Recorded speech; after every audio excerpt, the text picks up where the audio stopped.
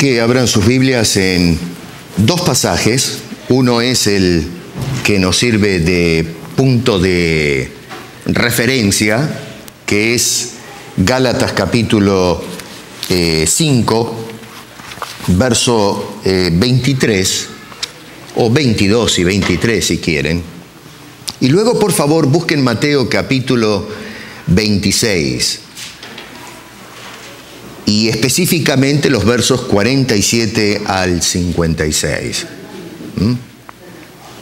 Mateo capítulo 26, versos 47 al 56.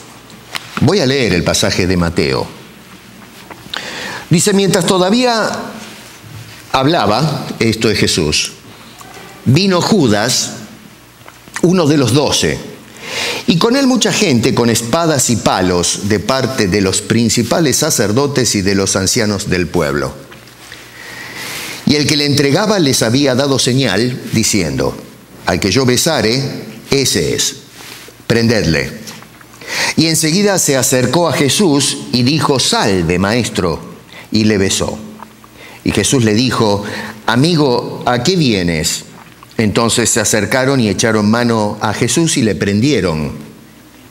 Pero uno de los 12 estaba con Jesús, o de los que estaba con Jesús, extendiendo la mano, sacó su espada e hiriendo a un siervo del sumo sacerdote, le quitó la oreja.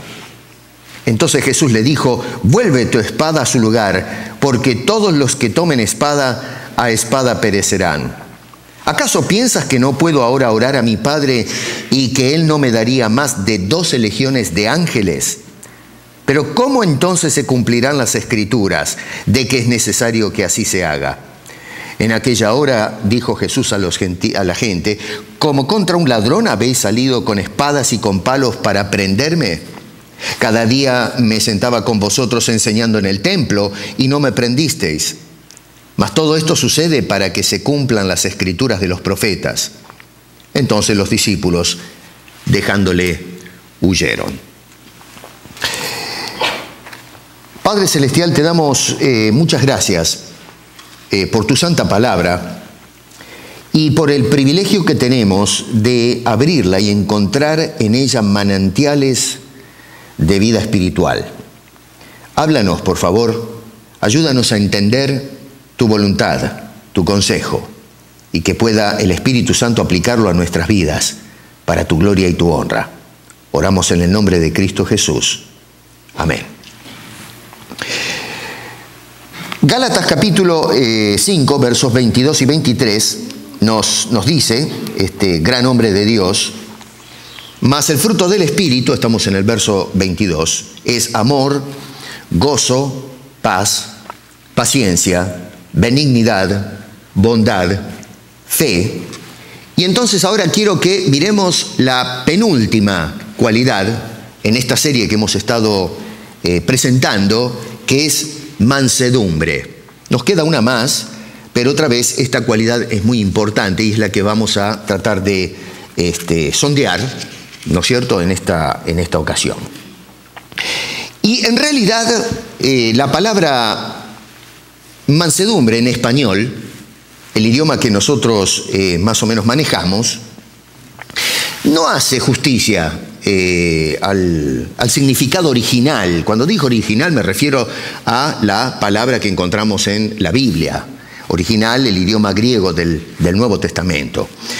En algunos de los diccionarios, esto depende un poco a qué diccionario vayamos, pero todos en líneas generales tejen la misma definición, probablemente cambiando las frases o algunas palabras, pero básicamente se apuntan a lo mismo. Y es una docilidad o suavidad que se muestra en el carácter o se manifiesta en el trato con otras personas. Eso es más o menos lo que nos dan como definición en nuestra lengua. Vuelvo a repetir, que algunos dicen es la lengua del cielo. Yo no lo sé. Si usted habla otro idioma y no habla el español, va a estar en problemas si ese es el caso. Pero bueno, así es como nos definen entonces esta palabrita.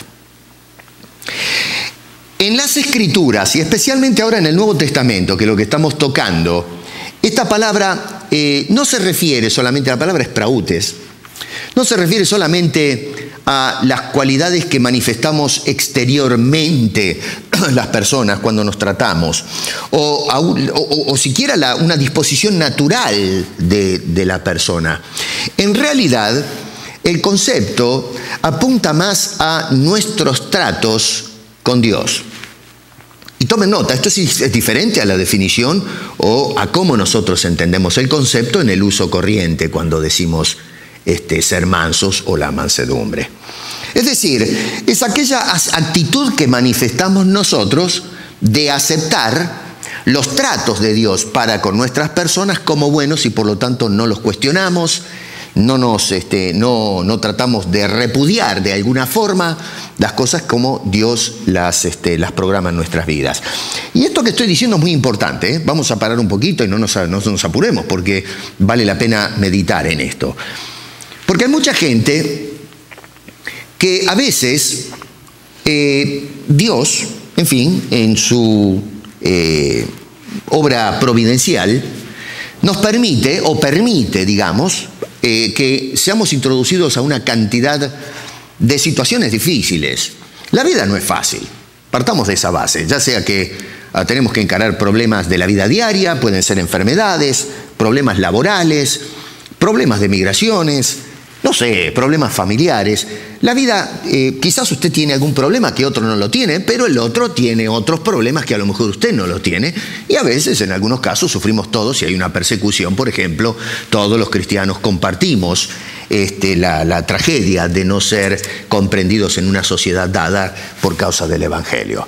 Pero, en fin, todos pasamos por este mundo, un mundo hostil, un mundo áspero, y Dios, obviamente, cuidándonos y teniéndonos como hijos, permite que pasemos por pruebas. El problema no está en que pasemos por pruebas. El problema está en cómo nosotros respondemos a las pruebas y especialmente cómo respondemos a Dios. Porque hay mucha gente que cuando Dios nos inserta en ciertas tribulaciones para ir probando nuestro carácter e ir formando el cuadro de hombre y mujer que Él quiere, empezamos a despotricar contra Dios, nos quejamos. Señor, te estás equivocando o estás apretando las clavijas muy fuerte, afloja un poco, déjame respirar. Entonces, eso ya muestra una carencia de mansedumbre. No aceptamos los tratos de Dios con nosotros. Cuidado, una cosa es aceptar la voluntad de Dios, cualquiera sea en nuestras vidas, y otra cosa es andar resignados porque no me queda otra. Es decir, que vamos con la espalda agachada, pero despotricando contra Dios. Es decir, lo acepto porque no me queda otra, no puedo hacer nada, no puedo resistir a Dios, pero si me da a elegir, yo le disparo a esto. La Biblia nos dice otra vez que el creyente que ya entiende la providencia divina y sus tratos con sus hijos, lo que hace es aceptar lo que Dios quiere. Es decir, hágase tu voluntad y no la mía propia. Eso es mansedumbre. Otra característica de esta cualidad es que la palabra original describe a una persona que tiene el poder. Y tomen nota de esto, porque ahora vamos a ver a dónde quiero llegar con esto que les estoy explicando. Para poder asumir una postura de responder hacia aquellos que de alguna forma nos están propiciando un mal. ¿Me entienden lo que estoy diciendo? Tenemos el poder en la mano para, vamos a tomar un ejemplo, si una persona me maltrata, bueno, yo tengo el poder para asumir una represalia contra esa persona que está deseando el mal o que de alguna forma activa está generando un mal hacia mi propia persona. La respuesta natural de la carne, del hombre común, es que cuando alguien comete un acto de violencia con uno, nosotros nos queremos defender y muchas veces asumir una actitud de represalia. Si me pegan, yo le pego. Y usualmente pegamos un poco más fuerte para que agarre el mensaje, no me vuelvas a pegar. Nosotros tenemos la tendencia a responder con más fuerza porque si respondemos con fuerza, entonces mostramos debilidad y no estamos mandando la señal que quiero que el otro agarre. Lo mismo lo podemos llevar en el plano empresarial, las empresas hacen lo mismo, los gobiernos hacen lo mismo, empiezan a tirarse bombas y cosas por el estilo. Vivimos en un mundo de suma hostilidad, pero todas esas hostilidades, acuérdense en lo que hemos estado hablando de Santiago cuando dice, ¿de dónde vienen los pleitos entre vosotros? Entonces, evidentemente hay un punto de tensión entre personas, en ese caso de cristianos, lamentablemente, y que no estaba haciendo un bien al cuerpo de Cristo. Y bueno, todas esas cosas son el resultado de reacciones o explosiones que tienen que ver con sentimientos ligados a la carne. Sin embargo, la actitud del hombre que es manso y que practica la mansedumbre es precisamente lo contrario. En lugar de responder en una forma abrupta, lo que hace es someterse y entregar la causa de una injusticia a Dios para que Él entonces actúe y ponga las cosas correctas y no pasarnos de la línea, es decir, que no vayamos nosotros a tomar una medida de justicia que se cruce al pecado, sino que le damos la causa o se la entregamos a un Dios todo justo que sabe pesar en balanza las cosas tal cual como son y ha de vindicar a aquel que sea su hijo obediente. Y esto es justamente lo que estaba pasando en la iglesia de Galacia. Los hermanos, ¿se acuerdan? Habíamos tomado el capítulo 5, verso 15, donde Pablo indica que más o menos que la introducción de doctrina rara, de un evangelio tergiversado, había generado en la congregación una actitud hostil los unos con los otros. Por eso Pablo dice, oigan, miren que si no arreglan este asunto y se comen unos a otros, se muerden unos a otros, no vayan a destruirse como iglesia. Entonces Pablo les está diciendo, bueno, paren, a ver, bajen un poco el cambio y pónganse a pensar, practiquen la mansedumbre. En lugar de mirar que el otro me ataca y yo le salto encima, traten de reflexionar y de aceptar que Dios tome cartas en el asunto, que Dios controle las cosas. Y por supuesto Dios en el Espíritu Santo, que es lo que menciona en esa sección de la carta, indicándonos que andemos entonces en el Espíritu. Ahora bien, en las Escrituras, y esto vale la pena que lo resaltemos, encontramos la palabra mansedumbre vinculada con otra, que es humildad. En Efesios, capítulo 4, versos 1 y 2, yo se los leo, dice, yo pues preso en el Señor, os ruego que andéis como es digno de la vocación con que fuisteis llamados. Y entonces agrega esto, cómo tenemos que andar, y dice, con toda humildad y mansedumbre. Quiero que tomen nota cómo este hombre acerca estas dos palabras, humildad y mansedumbre. Si nos vamos a la carta de Pablo a los Colosenses, capítulo 3, verso 12, dice, vestíos pues como escogidos de Dios, santos y amados, de entrañable misericordia, de benignidad, y acá está el asunto, de humildad, de mansedumbre. Otra vez. Así que notamos como Pablo, dirigido por el Espíritu de Dios al escribir esto, no son cosas que se le ocurrieron a este hombre nada más, sino que el Espíritu de revelación lo va guiando a este hombre para escribirnos en su idiosincrasia, en su manera de escribir, como este hombre había sido culturizado, pero nos escribe esas cosas y liga estas dos palabras. Y creo que es importante esto, porque la verdad es que cuando una persona realmente es humilde, cuando una persona se sujeta verdaderamente a la voluntad de Dios, va a ser una persona mansa. ¿Cómo puede ser que una persona diga yo soy humilde delante de Dios, pero no acepta los tratos de Dios con uno, como tratos providenciales que Dios sabe lo que hace? Si empezamos a despotricar contra Dios, eso es un acto de soberbia. Es una persona que Él está diciendo a Dios, se te fue la mano. Señor, a ver, considera otras opciones. No me estás dando a escoger. Me estás metiendo en la fosa del lobo. ¿Se dan cuenta? Entonces, Pablo veía estos dos conceptos ligados unos con otros, tomados de la mano. No se puede ser manso si una persona no tiene humildad. Y por otro lado, la inversa. Una persona que dice ser mansa, si no tiene humildad, es una contradicción. Los dos conceptos, por eso es que van los dos conceptos pegados uno al lado del otro. Lo mismo pasa con el Señor Jesucristo. Por allá en el capítulo 11 de Mateo, Jesús está mirando a la gente completamente aplastada por todo un sistema teológico que realmente no servía. a lo menos en los tiempos del Señor. Servía en la letra, servía lo que enseñaban estos hombres. Pablo muchas veces decía, hagan lo que los religiosos les dicen, pero no hagan lo que ellos hacen. Es decir, como ellos aplican a sus propias vidas las enseñanzas. Pero desafortunadamente se habían agregado un montón de cosas extrañas a la Escritura que lo que hacía era doblarle la cerviz al pueblo. Y Jesús realmente sentía en el alma la desesperación de la gente. Y entonces les dijo, venid a mí todos los que estáis trabajados y cargados, y yo os haré descansar.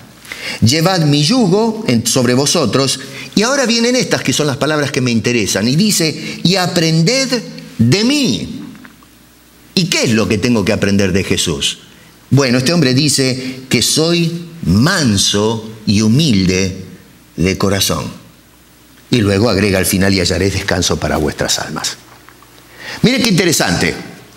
En medio de los torbellinos, de las presiones, de teologías recalcitrantes que nos meten en una religión de obras, de desesperación, sin respuestas, estamos cansados y arruinados, y Jesús dice, si tú te bajas, si tú aceptas el trato de Dios, ahí es cuando vas a descansar, tu alma va a reposar.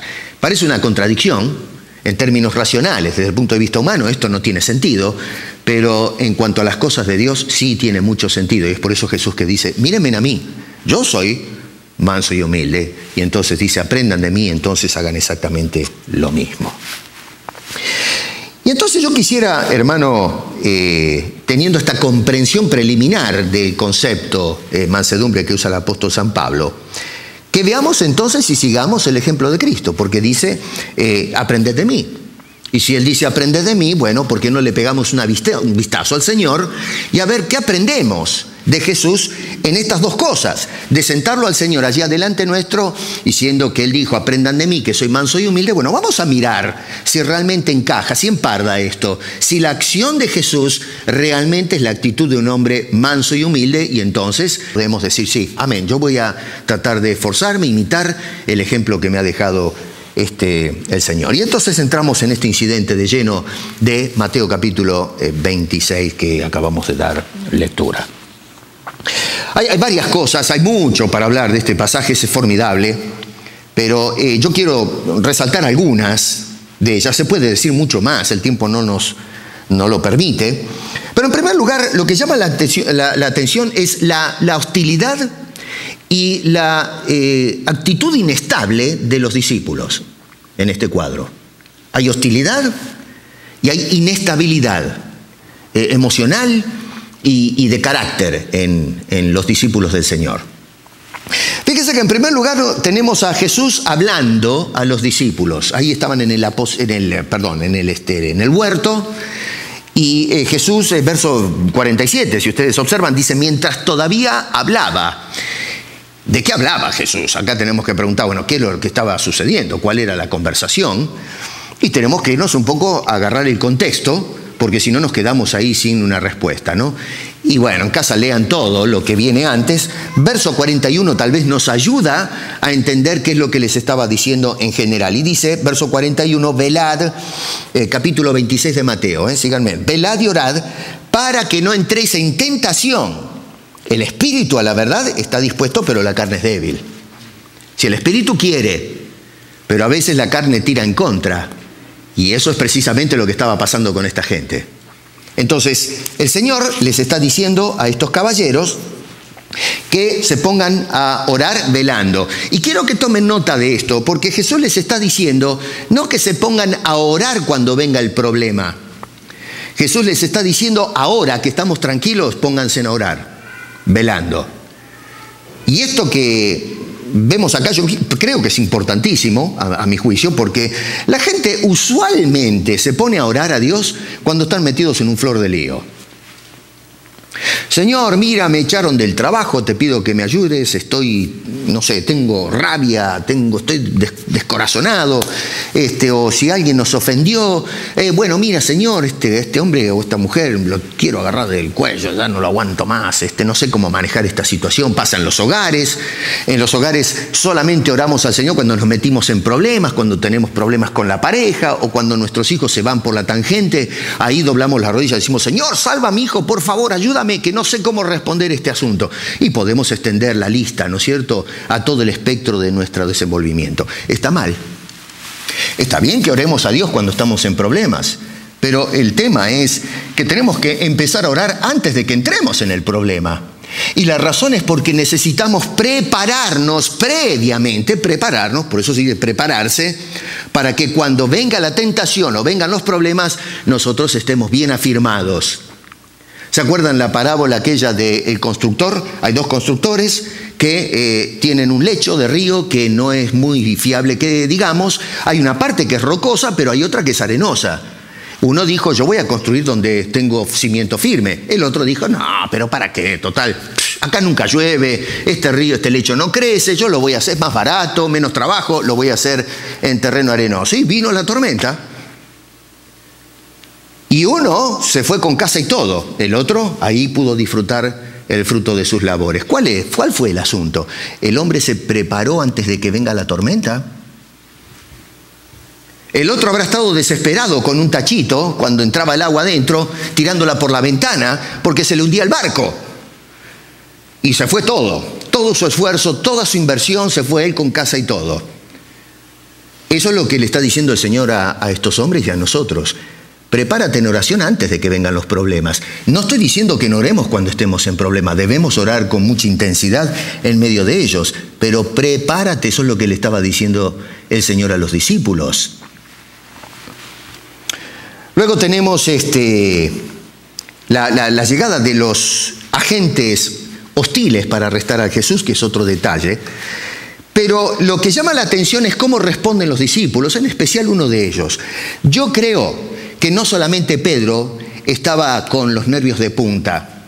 No se dice nada de los otros porque no tuvieron la osadía que tuvo Pedro, pero si Pedro sacó la espada, estoy seguro que los otros estaban, si no la tenían, estaban buscando algo, una piedra, algún palo para, si Pedro está dando el paso adelante, no nos vamos a quedar atrás nosotros. Siempre había lío. Pedro era el precipitado, era el hombre que siempre tenía que meter la nariz en todos los asuntos. Y la embarraba, A veces cuando actuamos precipitadamente hacemos lío. Hay que saber pararse, hay que saber callarse cuando es el momento de hablar, cuando se debe hablar, intervenir cuando se debe intervenir y guardar cordura, decoro, ¿no es cierto?, cuando se debe hacer. Y entonces Pedro era un hombre que, en fin, se desbocaba. Y acá pasó exactamente lo mismo. Pero claro, cuando cada vez que vemos a Pedro saltar, inmediatamente protestan los otros. Y entonces se mete, no, momento, si Pedro va, nosotros también. Así que por eso es que mirando el perfil de cómo se manifiesta toda la relación entre los discípulos, muy maduros todavía, creo que se nos habla de Pedro porque fue el que sacó la espada, aparentemente era el único que la tenía, fue el primero que actuó, pero probablemente, y esto obviamente es una especulación, no lo tomen como dogmático, es posible que los otros también tuvieron el mismo espíritu hostil que manifestó el discípulo Pedro. Todavía no es un apóstol. Y entonces, ¿cómo responde Pedro? Con violencia. Verso 50, dice uno de los que estaba con Jesús, extendiendo la mano, sacó la espada e hirió a un siervo del sumo sacerdote y le arrancó la oreja. Pero uno de los que estaban con Jesús, verso 52, entonces Jesús le dijo, ¿no es cierto? Vuelve tu espada a su lugar, porque todos los que tomen espada, a espada perecerán. Ese fue el consejo que le dio el Señor. O sea que para Pedro la manera de arreglar el problema que se armó era a las trompadas y a los sablazos, a punta de cuchillo. ¡Ma qué mansedumbre! Esto ahora no es tiempo de ser manso. Ahora es tiempo después cuando se arme la trifulca y le bajemos la cabeza a más de uno y entonces podamos esconder al Señor por ahí, nos salvemos nosotros también. Entonces sí, vamos a practicar la mansedumbre tal vez entre nosotros. Pero ahora, Señor, no, déjate macana, ahora hay que darle palo a esta gente. Así que sacó la espada y ¡fra! Les tiró a sacarle la cabeza y cuello y todo, ¿no? Lo que pasa que, en fin, era un bruto. Pedro era un pedazo de bruto. Y no tenía la menor idea de cómo usar el cuchillo. Por ahí era bueno para pelar los pescados, ¿no? Cuando pescaba, pero para ir a matar a un hombre no tenía el talante para eso. Y con tanta mala suerte apuntó a la cabeza, pero miren si habrá sido malo que... ¿Cómo puede usted cortar la cabeza de una persona cuando tiene semejante coco ahí arriba del cuello, no? El hombre hace ¡fra! Y le corta justo la cabeza. Si usted lo quiere hacer a propósito, si usted quiere, si es diestro con la espada, le quiere cortar la cabeza, la oreja a una persona, por ahí le corta el medio. Pero Pedro era tan malo que de malo le cortó la oreja a este señor. Así que, para Pedro, ¿de qué mansedumbre me están hablando? Este no es el momento para la mansedumbre, este es el tiempo de la acción, de actuar con represalia, de parar este asunto, este abuso que se está haciendo contra el maestro. La cosa que notamos es no solamente la violencia, pero una actitud de confusión y apostasía. Porque fíjense que después de que se armó toda la batahola esta, nos dice el verso 56 al final, entonces, ya se arrestaban a Jesús, todos los discípulos dejándole, huyeron. Eso es lo que Mateo y los otros evangelistas recuerdan. Y me imagino qué vergüenza habrá sido para los discípulos escribir y admitir esto. Nosotros traicionamos a nuestro Señor. Pedro ni hablar, porque Pedro fue el gallito que dijo, Señor, mira, a lo mejor estos mequetrefes que tienes de seguidores, estos sí, puede ser que te larguen ahí, te dejen tirado, pero yo no, yo me la juego, yo me voy al patíbulo contigo. Yo saco cabeza izquierda y derecha. Y en un sentido Pablo sí, fue valiente, porque él sacó la espada y trató de amasijar al primero que se le metió en el camino. Así que en ese momento Pedro fue valiente, pero le duró poco. Faltaba convicción. Cuando vio que se multiplicaba la violencia, entonces dijo, a mí me conviene tomarme el olivo de acá porque me van a cascar, voy a cobrar. Así que lo que hicieron todos, Pedro inclusive, el guapito que sacó la espada, también salió corriendo. Yo pienso que en el cristianismo hay muchos cristianos que dicen, si viene la tentación a mí no me mueve nadie. Los otros hermanos sí, pero yo no, yo voy a estar parado al pie del cañón, a mí no me mueve nadie, yo voy a confesar a Cristo hasta la muerte y aunque me quemen vivo, me saquen las uñas con pinzas, ahí voy a estar yo. Ya, bueno, vamos a ver, es fácil hablar. Pero cuando se están cociendo las habas y se calienta el fuego, ahí empieza a saltar todo el mundo, ¿no es cierto? Y abandonamos el barco. Y eso es lo que pasó en este caso. Así que tenemos esta actitud de estos hombres de confusión y, por supuesto, el abandono del Señor. ¿Por qué fallaron tan miserablemente estos señores? ¿Cómo es posible que estaban en el huerto, uno que se hace el compadrito y dice, a mí no me va a parar nadie, yo, Señor, voy a estar al lado tuyo? ¿Cómo es? ¿Qué es lo que pasó con esta gente? Que minutos antes del arresto estaban ahí, pero ahora resulta que abandonan completamente al Señor. Y bueno, ¿saben cuál es el problema? Es que no tomaban en cuenta lo que el Señor les estaba enseñando minutos antes del arresto. No sabemos cuánto tiempo pasó entre esto de que el Señor les decía estas cosas, pero no pueden haber pasado 1 hora, 2 horas, tal vez, yo creo que menos, pero minutos, en fin. Y lo que el Señor les estaba diciendo es, velad y orad. Pero estaban hechos bolsa. Eran hombres que estaban verdaderamente agotados. Cuando se nos dice en los versículos anteriores que se quedaban dormidos, verso 43 dice, varias veces le dijo al Señor, pónganse a orar. Dice el verso 43 que vino otra vez y los halló durmiendo porque los ojos de ellos estaban cargados de sueño. Pero la verdad, el otro día fuimos con el pastor Castrillo a Ottawa y corrimos los 3 días que estuvimos ahí y yo llegué muerto. El lunes estaba que me dieron una paliza. Y fue el sábado corrimos todo el día desde la mañana temprano hasta la noche. ¿Saben lo que es estar todos los días trabajando con el Señor? ¿Sabe lo que es estar subiéndose en un barco, bajándose del barco, yendo a caminar con un sol de la rajatabla, subir colinas, bajar colinas, hablar con la gente, el bullicio? ¿Qué sé yo? Debe haber sido, pero agotador seguir al Señor y predicar el Evangelio. Y claro, cuando llegó la noche querían dormir. Así que el Señor les dice, muchachos, pónganse, velen y oren. Y ellos habrán dicho, bueno, ok, pero no seamos exagerados, no seamos fanáticos. Ay, Señor, estamos reventados. ¿Por qué no esperamos? Dormimos bien esta noche y mañana tempranito nos levantamos refrescados y ahí sí nos ponemos a orar a brazo partido. Y no nos para nadie, Señor. Mañana te prometemos que tenemos el culto de oración acá, en el huerto. Pero resulta que no llegó mañana. Jesús sabía que no había mañana. Había un mañana, pero donde empezaba todo el camino del Calvario. Por eso Jesús les decía, Jesús no es loco. Jesús, sí, en algunos casos les decía, duerman, pero en este caso dice, velad y orad, porque se había acabado la hora.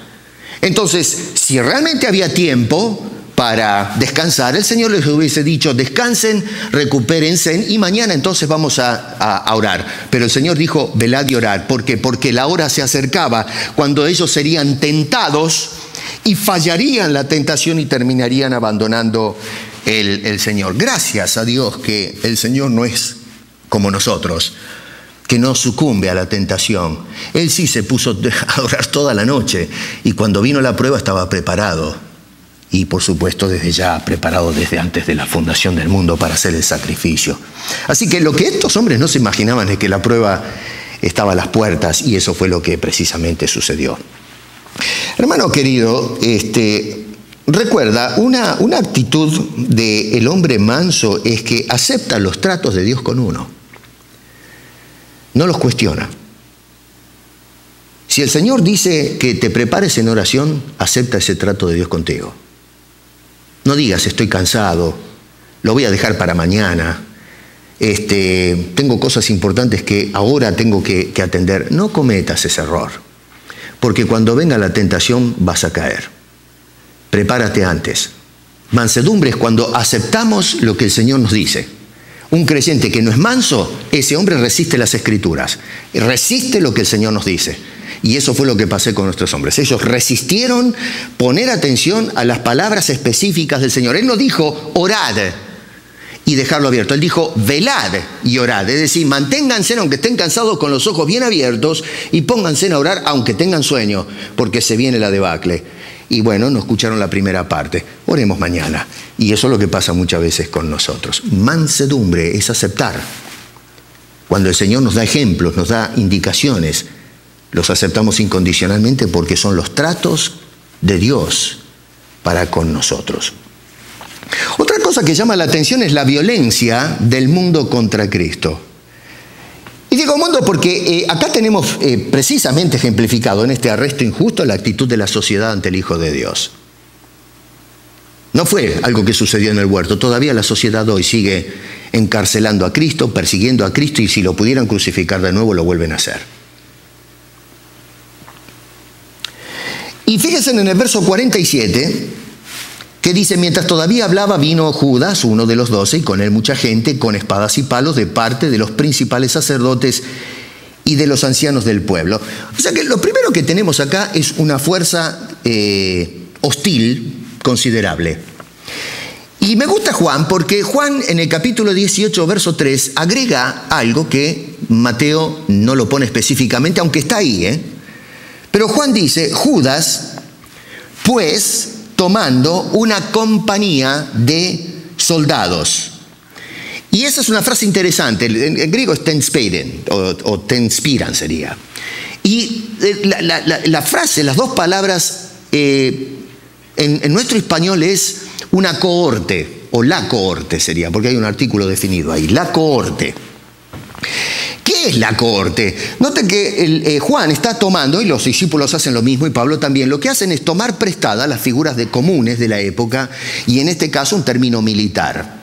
La cohorte era el nombre de un escuadrón de soldados que formaban parte del gran ejército de la época, que era el Imperio Romano. Y era un grupo de 600 soldados. Una cohorte era un grupo de 600. O sea que cuando leemos a Juan diciéndonos que venía Judas con una cohorte, nos está diciendo que había conseguido que lo acompañen 600 soldados romanos que usualmente iban dirigidos por un capitán o alguna persona, un oficial, vamos a decir, ¿no es cierto? Una persona importante que era el que daba las órdenes. Y luego nos dice, Mateo, por ejemplo, dice, venía con él mucha gente. Por eso, ese mucha gente, uno dice, bueno, pero ¿cuánta gente vino? Bueno, venían 600 soldados.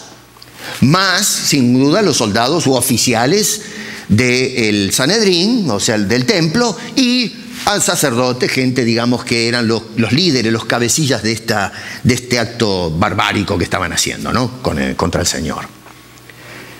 Entonces dice allí que venían con espadas y palos. Lógicamente estaba prohibido que un personal que no sea romano lleve espadas. Solamente el ejército postado ahí en Jerusalén podía llevar espadas. Los oficiales del templo lo que llevaban eran garrotes. Si alguno se hacía loco, lo cascaban dándole una buena pateadura con palos, pero no los podían matar. No tenían autorización para matar a una persona con espada, y la razón es porque había habido algunos atentados terroristas en el pueblo. Barrabás era uno de esos casos. Los cananistas eran hombres que llevaban sables cortos o cuchillos, y de vez en cuando se mezclaban entre la gente, metían un puntazo, y entonces lo que dijeron es, terminó acá, nadie lleva una hoja, y estaba prohibido. Por eso dice espadas y palos. Los soldados llevaban las espadas, 600 hombres, y luego vaya a saber cuántos oficiales del templo. Yo pienso que habrán rayado entre 800 personas, no más de 1000, pero estamos más o menos hablando a lo mejor de 800 personas en todo este tumulto que se había levantado. Probablemente algunos ni sabían a quién estaban arrestando, especialmente entre los soldados romanos. Los judíos sí, pero el soldado no iba, vamos a arrestar a Jesús. 600 soldados. El soldado iba porque le pagaban el sueldo. Y en esa noche dieron una orden, estaban a lo mejor tomando vino, qué sé yo, o estaban de guardia, no sé cómo se funcionaba la cosa esa noche, pero vino alguien, dio la orden, se juntó 600 personas, la corte, señores, vamos a arrestar un reo. Y estos se levantaron y boom, boom, boom, boom, se fueron a ese lugar oscuro a arrestar a este individuo. Ahora, lo interesante es también el beso de un traidor. Verso 48... dice, y el que le entregaba les había dado señal, diciendo, al que yo besare, ese es, prenderle. Lo del beso, ¿no? ¿Qué es lo que está pasando acá? Y bueno, escúchenme, pónganse a pensar, está de noche, los soldados no saben quién es Jesús, a lo mejor algunos sabían, los judíos sí, pero ellos ni sabían quién era Jesús.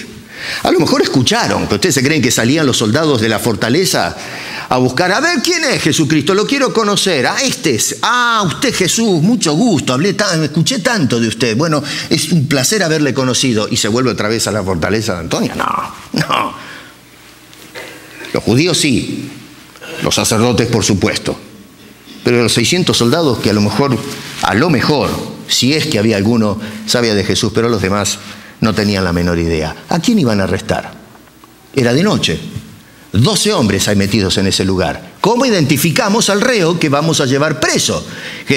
Judas, entonces, por eso indicó, miren, ¿saben una cosa? Vamos a arreglar este asunto así. Al que yo beso, ese es el cabecilla, ese es el líder, a ese arresten. Entonces, esta era la señal, el beso era la forma en que iban a identificar estos individuos a la persona que tenían que llevar en cadenas. Y este beso, pienso yo, hermanos, que es el intento de un pagano de esconder la traición. Como si Dios no supiera las cosas, Él se escondía en un beso. Total, así nadie se da cuenta, solamente los cuates que vienen atrás mío se van a dar cuenta, pero los demás y mucho menos el Señor. Es el beso de un amigo íntimo con quien pasaron momentos juntos. Y qué triste habrá sido para Jesús, Y digo triste no para Jesús, es decir, me siento triste que mi amigo me traicionó. No, Jesús era un varón de dolores. Yo creo que debe haber producido una enorme tristeza en el corazón de Jesús ver el alma de Judas que se va al infierno. Él sabe perfectamente que Judas no acepta a Jesús, lo está rechazando. Es el instrumento del mal. y ese hombre se va al infierno. Qué dolor habrá sido para el que lo sabe todo en ese momento ver que ese hombre con el cual pasó tiempo de intimidad juntos, comieron juntos, hablaron de las cosas del Padre juntos, y que en este momento está tomando la última decisión delante del Señor y no lo volvería a ver. Qué triste debe ser para el Señor cuando alguien les habla del Evangelio a la gente. Predicamos desde este púlpito, hablamos afuera a las personas, les damos folletos y le dan la espalda a Dios. Nosotros nos entristecemos, pero qué dolor debe producir en el Dios Salvador cuando las personas le dicen no me interesa. Y entonces traicionamos la obra de salvación. Y muchas veces pienso yo, hermano querido, que inclusive el beso traidor de Judas ejemplifica la vocación falsa de muchos que asisten a la iglesia. Cuando estamos delante de los discípulos, besamos al Señor, pero en nuestro corazón hay traición. Cuando no venimos a la iglesia, lo traicionamos. Cuando el Señor dice, quiero que seas de cierta forma, y no prestamos atención, es traición. Estamos traicionando su voluntad. Estamos traicionando su palabra. Cuando le damos la espalda, lo estamos traicionando. Cuando nosotros decimos, no te necesito ahora, necesito otras cosas, necesito la diversión, necesito la televisión, necesito otras cosas. Lo que estamos haciendo es dándole un beso cuando lo encontramos en la iglesia, pero en realidad nuestras intenciones en el corazón apuntan para otro lado. Yo creo que hay muchos traidores en la iglesia. No esta, no digo esta, pero en la iglesia contemporánea. Pastores que son traidores, que hablan todos los domingos de Jesús y hacen milagros y señales y un montón de cosas y besan constantemente no una sino las dos mejillas y los pies de Jesús. Pero cuando se bajan son traidores, gente que roba, despojan, mienten, llevan personas al infierno. Es terrible esto, el beso del traidor. En definitiva, Jesús es arrestado. Y entonces lo que tenemos acá es que Jesús es desobedecido y abandonado por sus discípulos, es violentado por fuerzas hostiles, armadas hasta los dientes, y tenemos también la traición cruel de uno de sus íntimos llamado Judas. Ante el despliegue de tanta traición y tanta fuerza, lo que llama poderosamente la atención no es todo esto, sino la respuesta de Jesús. A veces nos entretenemos mirando justamente todo lo que pasó, pero yo paso de largo todo eso y pongo los ojos en Jesús, porque Él lo que está diciendo es mírenme a mí en medio de todo esto. Para eso se plasmaron estas cosas en las Escrituras. No miremos a los hombres, miremos cómo responde Jesús ante esta injusticia o este atropello. Y versos 52 y 53, miren, dice, vuelve tu espada a su lugar, porque todos los que tomen espada a espada perecerán. Y esto es lo que me capta la atención. Dice, ¿acaso, Pedro, piensas que no puedo ahora orar a mi Padre y que Él no me daría más? Nota, más de 12 legiones de ángeles. La respuesta es sí. Es retórica la pregunta. Pedro a esta pregunta tenía que decir, sí, Señor, estoy convencido de que es así, tú eres el Cristo del Dios viviente. 12 legiones de ángeles. Figuras militares. Una legión romana está formada, según mi investigación, por 6.000 soldados. La cohorte son 600 los que vinieron acá. Pero una legión son 6.000 soldados. 6.000 soldados. Y Jesús está diciendo a Pedro, mira, ¿sabes una cosa? Yo puedo armar lío acá, echar candela. Si yo pido a mi Padre, no tengo una legión, que ya serían suficientes para hacer frente a toda esta manifestación, esta violencia. Pero dice, puedo llamar 12 legiones. Es más, dice, más de 12 legiones. ¿Quién sabe? Está tirando un número. Puedo pedir el número de soldados que a mí se me dé la gana. Y dice, y los recibiría sin ningún cuestionamiento. Más de 12 legiones. 6.000 soldados, una legión. ¿Qué chance tenía este grupo de personas? Ahora, si empujamos el asunto, o sea, estamos hablando, a ver si hacemos la cuenta. 12 legiones solamente son 72.000 soldados. Estos eran 600 soldados con espada y algunos con palo, pero él podía pedir 72.000 soldados. Ahora, déjeme que le revuelva el licuado un poco. En el Antiguo Testamento está este incidente cuando se iba a pelear contra los asirios. Eso está en Segunda de Reyes, capítulo capítulo 19, verso 35. Nos dice lo siguiente, y aconteció, tomé nota esto, aconteció que en aquella misma noche salió el ángel de Jehová, uno, y mató en el campamento de los asirios, escucha el número, a 185,000 hombres, un ángel de Dios.